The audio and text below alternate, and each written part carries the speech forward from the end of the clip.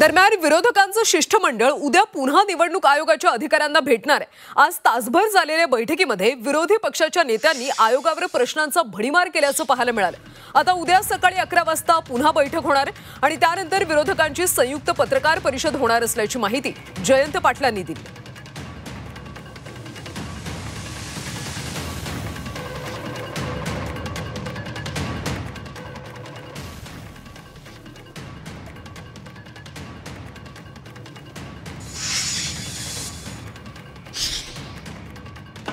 वायबी चव्हाण सेंटरची पत्रकार परिषद होणार आहे का? ती पत्रकार परिषद होणार नाही। उद्या आमची बैठक झाल्यानंतर जॉईंट पत्रकार परिषद त्या बैठकीच्या निष्कर्षानंतर होईल।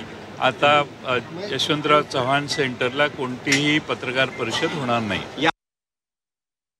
चोखलिंगम यांच्या बरोबरच्या बैठकीत काही मुद्दे अनिर्णित आहेत आणि ती चर्चा उद्या परत सुरू राहणार आहे।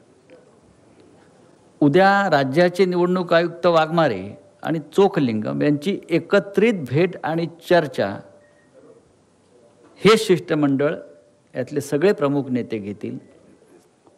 त्याच्यामुळे उद्याच आपण पत्रकारांना भेटून माहिती देऊ असा निरोप शिष्टमंडळाकडून आलेला आहे।